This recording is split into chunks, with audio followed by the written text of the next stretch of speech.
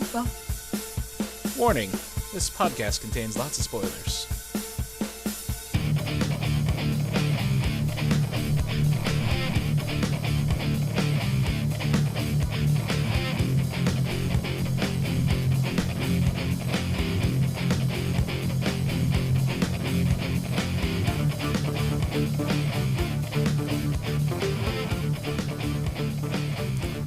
What's up, everyone, and welcome to another... tongue-tied. Me, much now. Welcome to another episode of the As Seen on TV podcast for Agent Carter, Season 1, Episode 4, The Blitzkrieg Button. Blitzkrieg ball. More epic than it actually was. Let's go. I'm your host, Mike, and joining me are Erica and Cleo. Hi. Hello. So, what'd you guys think of this episode? Pretty good. I mean, don't all speak at once. It's I don't know. It was better than the other ones, but then again, it also hit those twinges that I don't like about this series too. So, yeah. And those twinges are... Mostly just the setting. Like I really like the show and I like what they're doing and the content and everything. I just don't like the whole 1940s 1950s setting and the whole archaic ways of thinking. Mm-hmm. Gets on my nerves. I had to stop whatever I was put down whatever I was holding when she said respectable ladies don't read Freud. I'm like, oh god. Yeah, this was, the 40s. She just kept saying things where I'm like, I'm gonna throw you out the window. Ooh, that would be a great ending for her. Throw Yeah. her out the window. Or throwing down the dumbwaiter shaft. The dumbwaiter chef. Good old Mrs. Fry. Or Miss Fry. What did you call her? Oh, my God. I am going to go back into her old show notes and bring this up because I What don't didn't you remember. say? Didn't you say he was going to have a new title every week? I think I called her Queen Hardass Paragon of Celibacy. Shit, I didn't come up with a new name for her this week. I'll work on that while we're doing this. I'll have a name by the end of the episode, hopefully. But yeah, she, let's start with her. Jesus. She suspects Peggy. I mean, I don't know. I think she's got to suspect Peggy at this point of sneaking something around. Well, she obviously did. I don't know how Howard hasn't gotten himself caught yet. Yeah, he's just making the rounds. He's been going from room to room. Like, Maybe it's just like the food thing where it's a shared secret among all of them, and so when all of them are doing it, nobody's going to tell on the other. Yeah, but who told on the lady who got kicked out for Dottie to move in? it's Like that had to have been. She just Somebody had to heard have it because the guy was climbing on the windows. I guess. it's probable that she just saw him climbing the windows, Miss Fry. And yeah, well, that was my question about this. Were young women in 1940s New York that promiscuous, I guess I should say, or is Howard that smooth of an operator? 50-50. Okay, we'll go with 50-50. Yeah, the character of Howard is supposed to be where Tony learned all his womanizing ways. So, And I think promiscuity has been equal throughout the ages. Throughout human history. It's just the way society deals with it has changed. yeah, and they're not that far off of the flapper age. So, Yeah, very true. It's pretty close. So, where's I going with this? How long do you think before Mrs. Fry figures out something? Figures out that Howard is in the building. Well, he's not anymore. Is he still staying there, though? No, she threw him out. Yeah. I forgot about that. I don't know. She's going to find something out. I'm just trying to figure out who's going to be the first person to out Agent Carter as... out her on what she's doing, basically. I think it's going to be very obvious when Dottie and Peggy get into a shootout in the middle of the hallway. Well, there is that. Let's go to Dottie for a second here. I mean, we called it last week, I think. Yeah. Rachel was the first to call it. Obviously not a little sweet girl from Iowa. No. Something more to it. Is she Leviathan? We don't know. All I know is that, well, actually no more because I read a couple articles today, but she pulled a Black Widow and kicked the crap out of the guy and then broke his neck. Yeah. She wall jumped that shit. Yeah. So, there's a fun little fact that the show's executive producers released in an interview that Dottie is... big spoilers here, I apologize. Well, I'll wave my hands when spoilers are done for everybody Spoiler watching. finger. Yeah. Click the spoiler button. Click the spoiler button again. Okay. I'm going to spoil it. While this is up, do not listen if you don't want to be spoiled. Anyway, Dottie went through the same Russian training program that Natasha Romanoff will eventually go through, the Black Widow program, although they will not be referring to Dottie as a Black Widow in Agent Carter. But she received the same training. Spoilers Nice. over. See, I hadn't heard that. That's pretty awesome. I hadn't heard that until 15 minutes before this when I was writing notes. I was looking up next week's synopsis, and the first thing that linked was, show's executive producers reveal who Dottie is. And I'm like, you gotta click it. Gotta click. Gotta read this. And so I perused the article really quick, and they're like, oh yeah, that was that. So. Yeah, I mean, we can assume that she's the one who shot the cop. Not the cop. They're not cops. The SSR dude. Yeah. Dumbass. Dumbass. We're calling him the dumb one, weren't we? Yes, we're calling him the dumb one. Yes, she's likely the person who shot the dumb one. Yeah. Walter, And whatever his name was. yeah, and I went back and watched that because Rachel said last week it's very obvious that was a woman. Now, looking at it, looked like a man, but did, Rachel was right, walk like a woman. So, I believe it. Nice little, bit in there. So, Yeah, and whoever it was tall. And Dottie's pretty tall. yeah. I guess we should have mentioned first, we mentioned Howard Stark staying in Peggy's room. He got there because he smuggled himself back into the country in a train car. Oh god, that's how this episode opened, wasn't it? Yeah. Yeah. That train car was nicer than my apartment. Yeah, really. Yeah. I mean, a pool table? Yeah. Yeah? I don't know. Mm-hmm. So that happened, and I You thought like a nice rug, and there was a record player. and a couch. Sure, there was a chandelier. There probably was a chandelier. I can't Or remember. one of those pool table lights. Maybe. There was something nice like that. And I figured that the smuggler, whose name I can't remember because he died by the end of the episode, I figured there was going to be a bigger deal with him. Right? Him and his Gatling pistol. Yeah. Like, where the hell did he get that?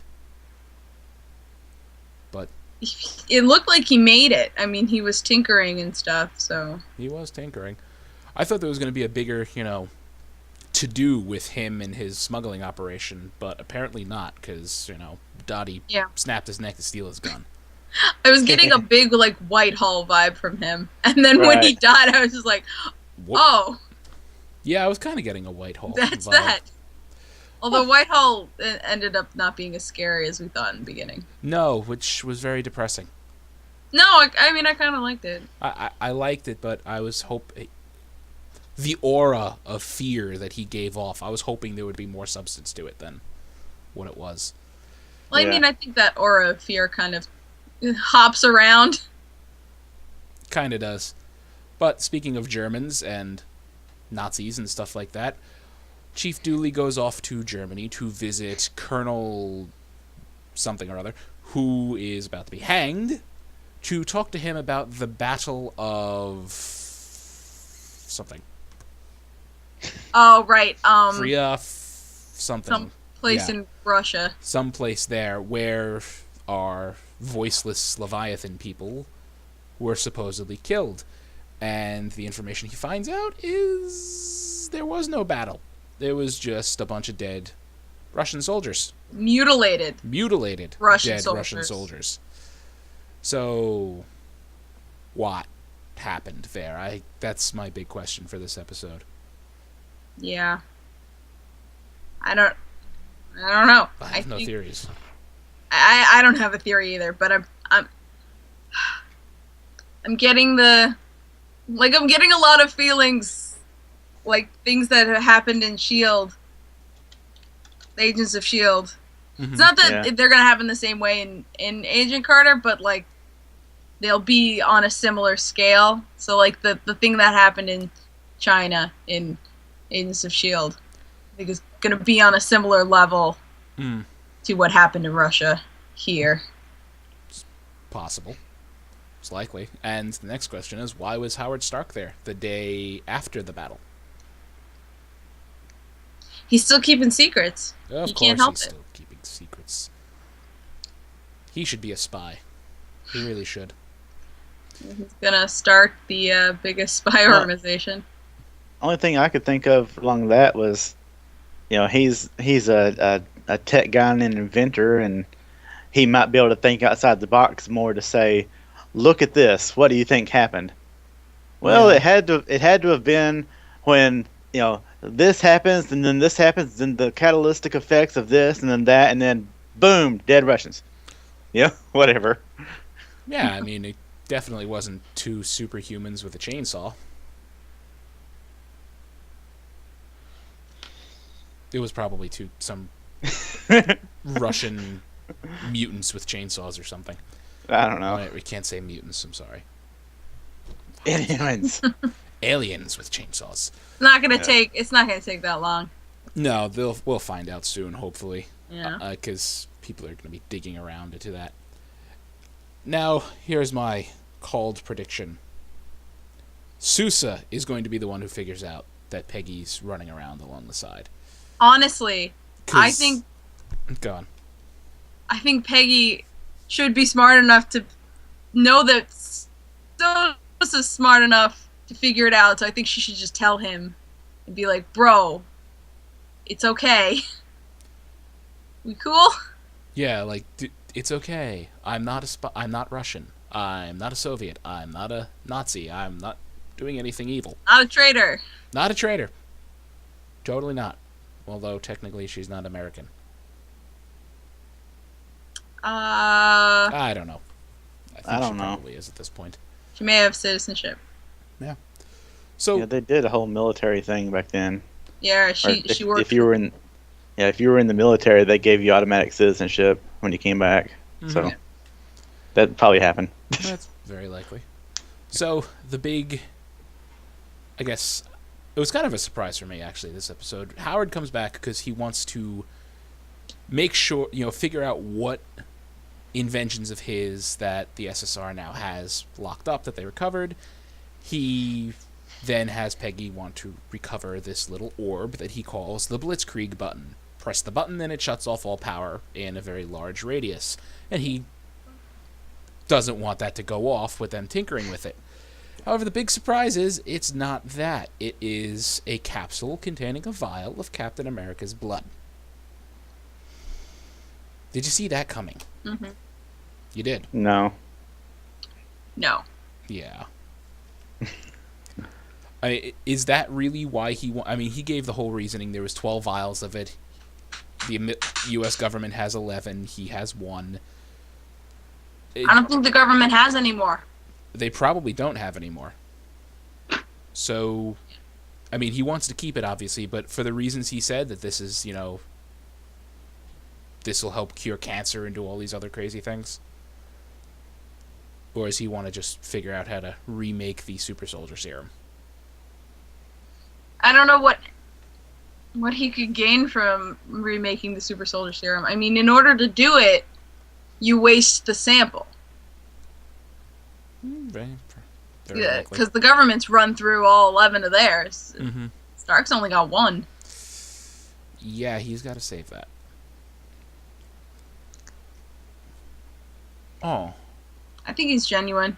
At least with that sentence. I think. Just theories running around in my head. How did... You would know this, Chrissy, because you're the bigger Captain America buff than I am. How did Bucky get his super strength in Winter Soldier? He does it. Well, in Captain America: The First Avenger, when oh god, what's his name? I keep forgetting. The German scientist dude. They were experimenting on him. Okay, right. So that maybe, but he doesn't really have. He's got enough super strength, but not a lot. Okay, because what he's got's from the arm and from. All right, I just had this random theory run through my head that maybe Leviathan gets their hands on this vial that Howard has and uses it and reverse engineers it and all that stuff, but... No, the experiments on Bucky were already done. Okay, that's what I mean, and then they drag him back. They probably do more, but... Mm-hmm. I had to clarify because I honestly didn't remember, unfortunately. Yeah. So, a couple other things to cover here. One, that Stanley cameo. Yeah. He has to be in everything. God, yeah. Yeah, that was good. I mean... I was surprised.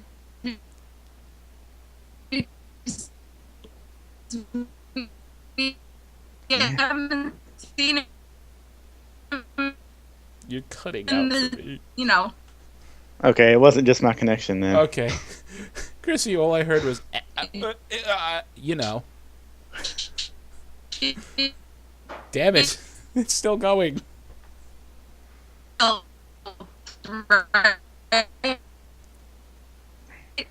God.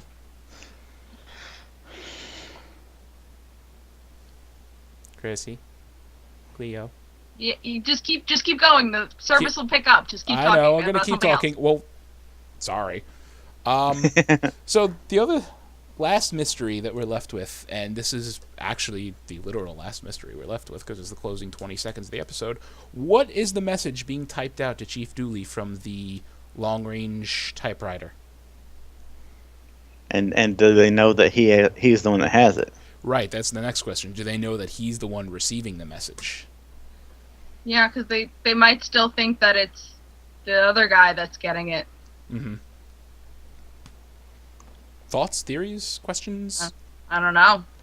I thought it was more cool that he actually, well, it was actually revealed to him that this is how it functions, because the thing just started clicking away and he just kind of looked up like, whoa, okay, I didn't know they said it sent messages. I didn't expect that. Yeah, didn't expect it to receive, or is there a ghost in my office typing on this thing, or right? What he thinks. Anyway, I don't know. This whole episode just seemed kind of... It wasn't terrible, but I didn't enjoy it personally as much as the first couple episodes. Yeah, I agree. I can't exactly... The problem is I can't pinpoint a reason why, and this has been bugging me the past couple of days. Well, I like this one a little bit more than the last few because this one was more exposition than actual action and such.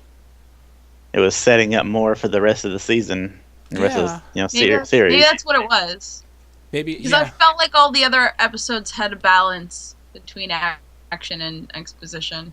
They did, and maybe I just got spoiled with that nice, lovely balance, and now having a nearly pure exposition episode, just I don't know. It was just an odd feeling because I spent the last couple days after watching it unable to form an opinion as to why I didn't like it as much. Who knows? I don't know. But, really, there's not that much more to talk about, is there? Did I miss anything? How the chief, told the German guy that, he was giving him a cyanide pill and it was a mint. It was a breath mint.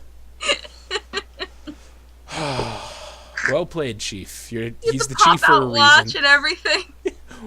It was very spy-like, pop-out watch. But then you have to question, why does he have 3 of them in the pop-out watch? I mean, he's only realistically going to need 1 if he ever has to use it. Yeah, I don't know.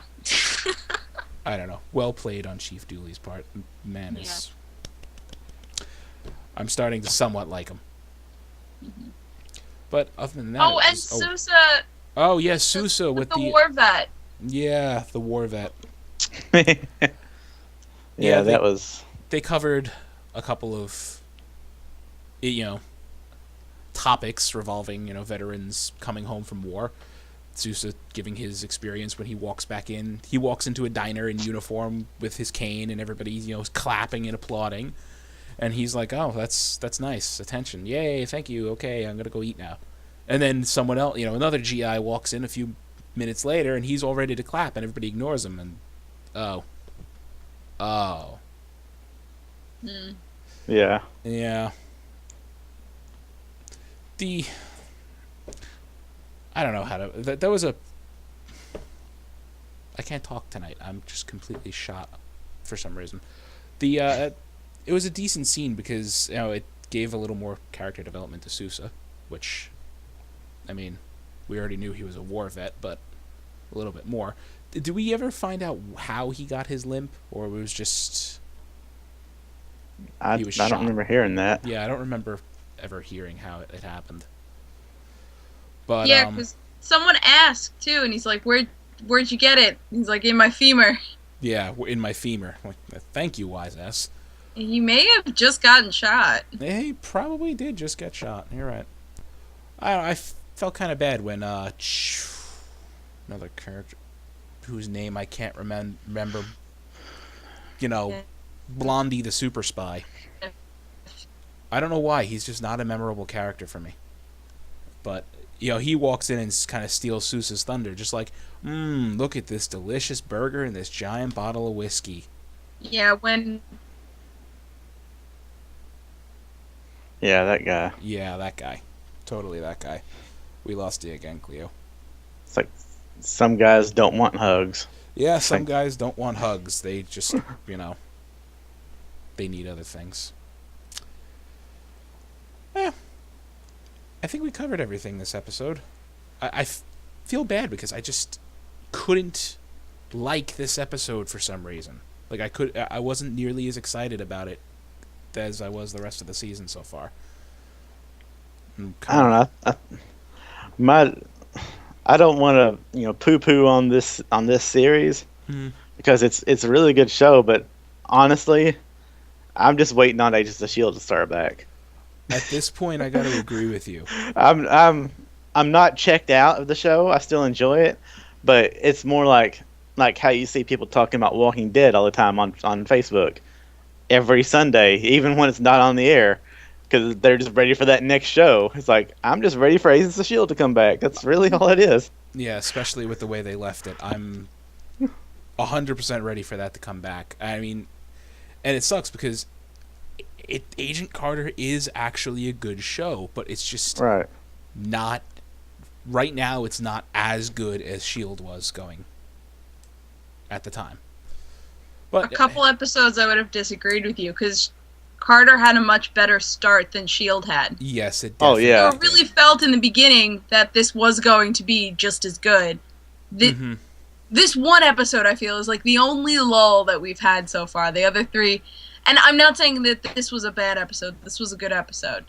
Right. It was just in the pacing wise. I think we're hitting a slight... I don't know, bump. Yeah, we're hitting a bump, definitely. Because you're right. This show did start... They came out of the gate, full speed. Unlike S.H.I.E.L.D., which took like a half a season to get going. But... Yeah. Maybe that was it. Maybe they spoiled us with amazing right out of the gate. So now when we hit this bump, it's just like, no. Anyway, hopefully next week's a bit better. Next week is called The Iron Ceiling, and little info for it. Peggy is finally trusted with a mission. Yay! About time. And calls upon her trusted Howling Commandos squad for backup. But her cover could be at risk when SSR Chief Dooley also sends Agent Thompson with her. Oh. The try-hard? The try-hard. Ugh. The Boy Scout? Yeah, we got the Howling Commandos again. Yes! Yay. I've been waiting for that all season because they were in the first episode of S.H.I.E.L.D. this season. Yup. I was like, they've got to be in it! Well, now they're in it. There you go. Yeah. So, her cover could be at risk. I don't think they're going to reveal she's going to be found out yet. Yeah. But definitely the highlight, looking forward to Howling Commandos again, and I'm just curious. The Iron Ceiling, I mean, it's probably got to do something with Russia, because, the Iron Curtain. Yeah. I mean, that's just... It could either be, and it might be a play on both, but the Iron Ceiling... No, the glass ceiling and the Iron Curtain. Yeah, the glass curtain, yeah. Could be a play on both. It probably is a play on both. No. We'll find out next week. So, on that note, I would imagine that's our show. And I just realized something. What? I'm a horrible human being. Oh, lower thirds? Yeah, Erica, where can they find you? On Twitter, it's Erica Rain 7. Cleo. And pretty much everywhere else, too. Cleo, say nothing if we lost you. I'm going to take that as a loss. I'll fill it in for her. You could find... Wait, she's back. I see her. Hi! You can find me at Cleomoto. The ship screen froze. I don't know what's on the screen anymore. It's there. Okay, good. The end of this episode is going to be amazing because I just saw you go through 2 minutes of motions in like 2 seconds. You fast forwarded. It was amazing. So they could find you where? Besides Cleomoto. On the internet. Everywhere on the internet. Cleomoto. All places. All times. You can find me on Twitter there at Philodrin. And you can also find all of us on YouTube, Twitter, Facebook, MySpace, Google+, probably more that I'm forgetting. We don't have an Instagram yet. I don't think we'll ever have an Instagram. But ASO TV Podcast, all one word. You can follow us there for some more podcasts for some of your favorite TV shows. This has been Agent Carter. Thanks for watching, everybody. Have a lovely night. We need you to fast forward more.